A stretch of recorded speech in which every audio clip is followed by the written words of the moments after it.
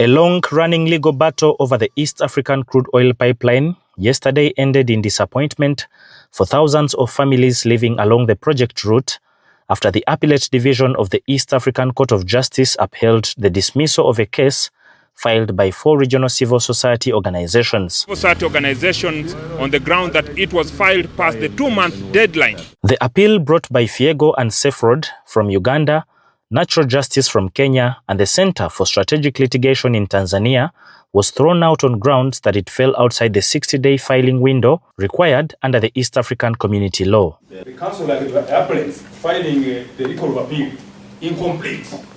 The CSOs had asked the court to halt pipeline construction in ecologically fragile areas and to compel full compensation for communities whose land and livelihoods were disrupted.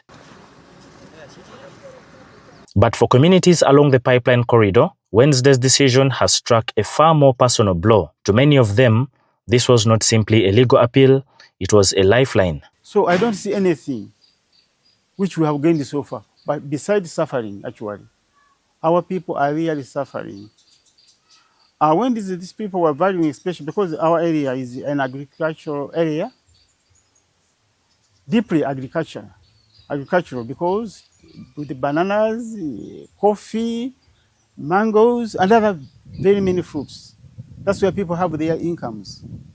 But if you look at the way they value those crops, you see that these people have no heart at all.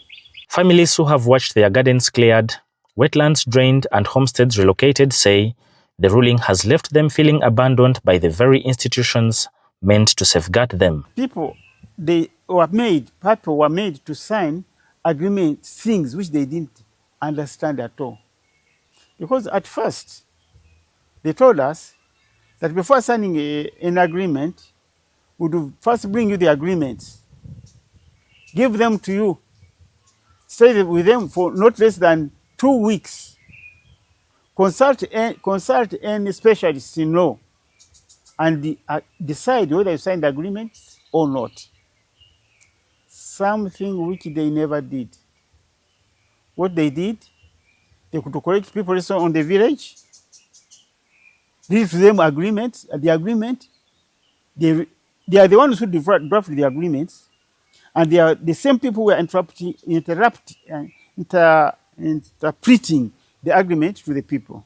Some project-affected persons described the outcomes as devastating, arguing that the court shut its doors before fully considering when local communities actually learned about the pipeline agreements that reshaped their lives.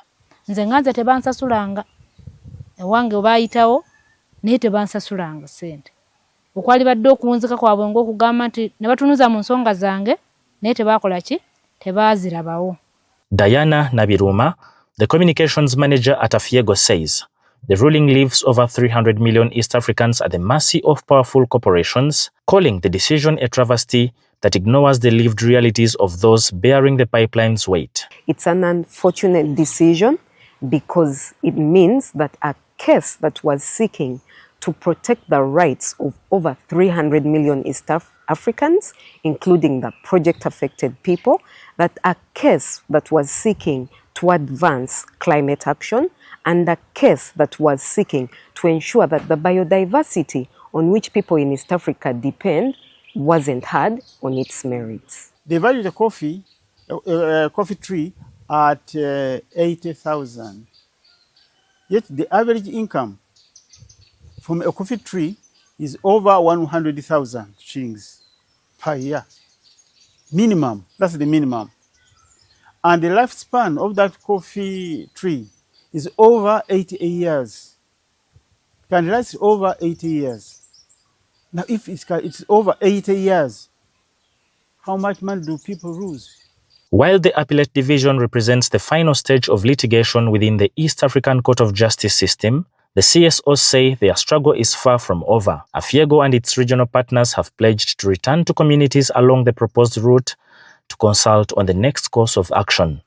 So now that the case has been dismissed, the parties to that case, the 4 East African civil society organizations, said that they will not rush into making a decision. They are going to sit in concert and consult the affected people and decide what the next steps are.